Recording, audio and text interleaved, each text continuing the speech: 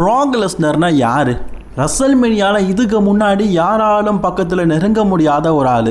சரிப்பா, ரோமன் வந்திருக்காரு, ட்ரூ வந்திருக்காரு, அவங்கெல்லாம் சீனியாரிட்டி ரெஸ்லர். பல யுகங்களுக்கு அப்புறமா, பல வெற்றிக்கு அப்புறமா ப்ராக் லெஸ்னரை வீழ்த்தியிருக்காங்க. பட் ஆனால் ஓபா ஃபெபி யார்?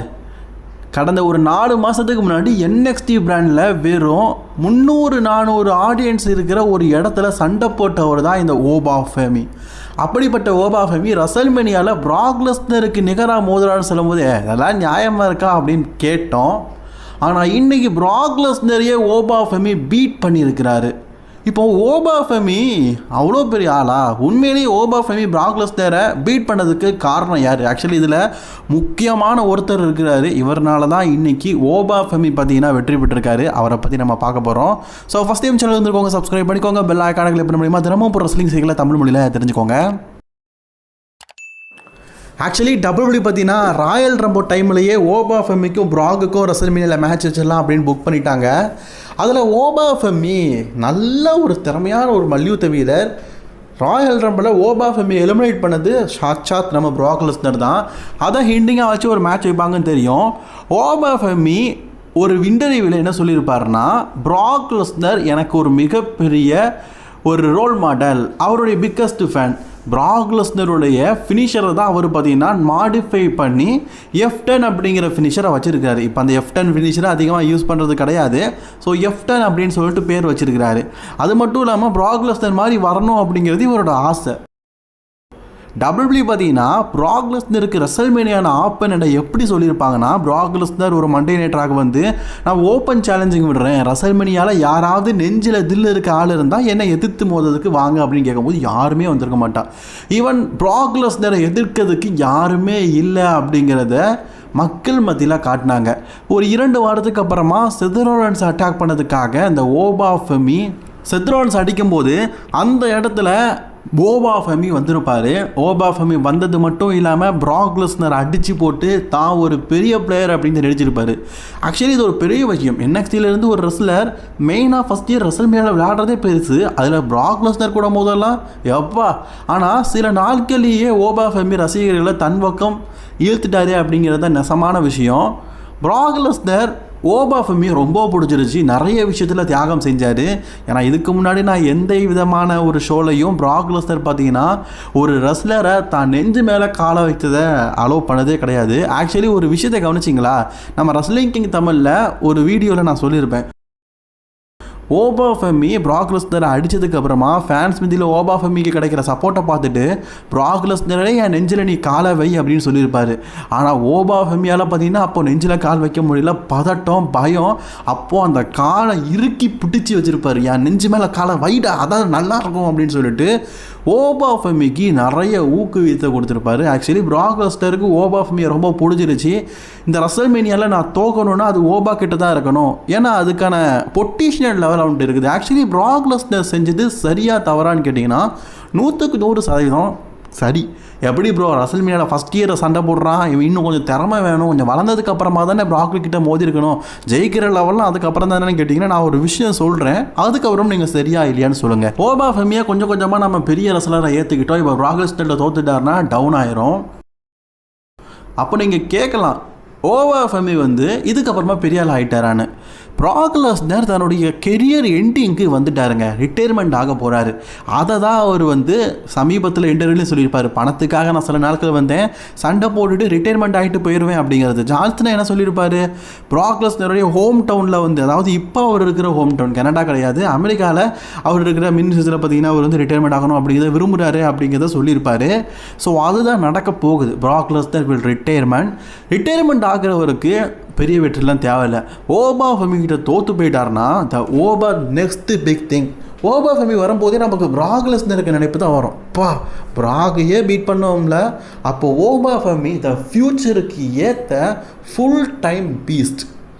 சரியான முடிவை தான் WWE எடுத்துருக்கிறாங்க. WWE மட்டும் இல்லை, ப்ராக் லெஸ்னரும் தான் தோக்கிறதுக்காக சரியான ஒரு ஆள்கிட்ட தான் தோற்றுருக்காரு. ஏன்னா எல்லா லெவல்லையும் ஓபா ஃபெமி ப்ராக் லெஸ்னருக்கு இணையாக இருக்குது. தீம் மியூசிக் வேறு லெவலில் இருக்குது, மிரட்டலாக இருக்குது. அதில் அவருடைய நட்டை வேறு லெவலில் இருக்குது, ஃபைட்டிங் ஸ்கில்லும் நல்லா இருக்குது. ஆளும் பார்க்கறதுக்கு பயங்கரமாக இருக்கார். ஸோ இப்படி எல்லா விதத்துலையும் ஓபா ஃபெமி நல்லா இருக்கிறதுனால WWE பார்த்தீங்கன்னா ஓபா ஃபெமியை பிராக் லெஸ்னர் பீட் பண்ணுற மாதிரி காட்டினாங்க. இந்த இடத்துல நான் ஒரு விஷயத்தை சொல்லிக்கிறேன்.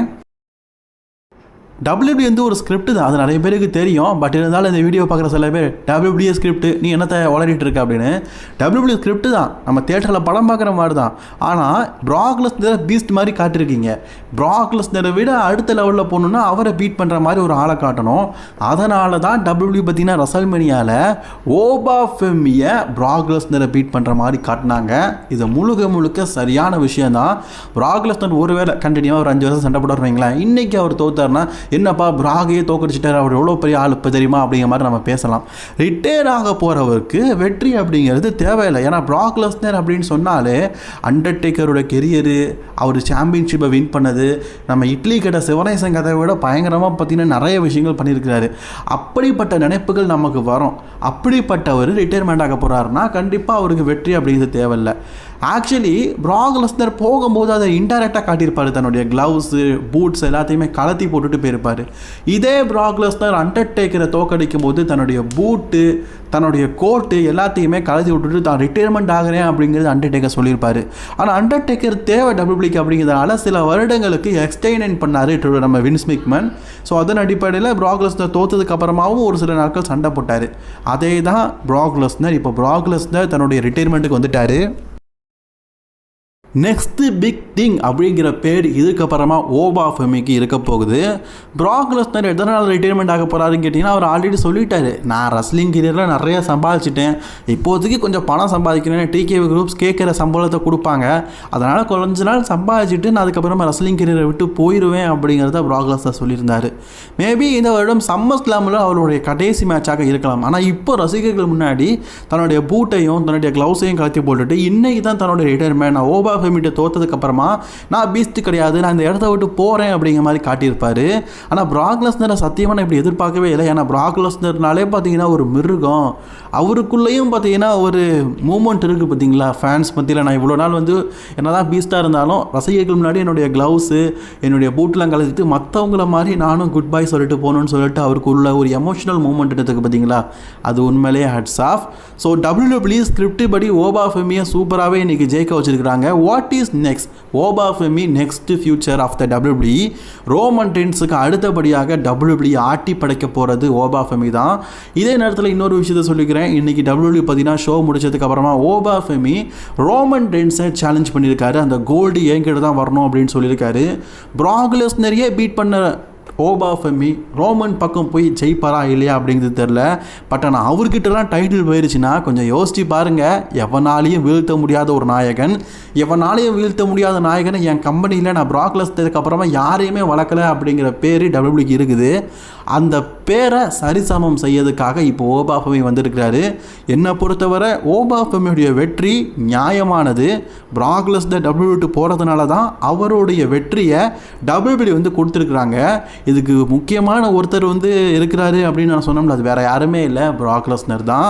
தான் நெஞ்சு மேலே காலை வைக்க வச்சு ஒரு அடி கூட பார்த்தீங்கன்னா கம்மிங் வீக்ஸ் நீங்கள் நாளெல்லாம் பார்த்துருப்பீங்க, ஒரு அடி கூட பிராக் லெஸ்னர் ஓபாவை அடிச்சிருக்க மாட்டார். ஓபா தான் பிராக் அடிச்சிருப்பார். எல்லாத்துலேயும் விட்டு கொடுத்து ஓபா ஃபெமியை இன்றளவில் ஒரு பெரிய ஆளாக வளர்த்துருக்கிறது நம்ம பிராக் லெஸ்னர். பிராக் லெஸ்னர் தான் தன்னுடைய தோல்வியை ஓபா ஃபெமிக்கிட்ட கொடுத்துருக்காரு, அதுவும் 5 நிமிடத்தில். இதை பற்றின உங்களோட கருத்துக்களை கமெண்ட் பண்ணிக்கோங்க. தொடர்ந்து வீடியோ பார்க்க சேனலை சப்ஸ்கிரைப் பண்ணிக்கோங்க.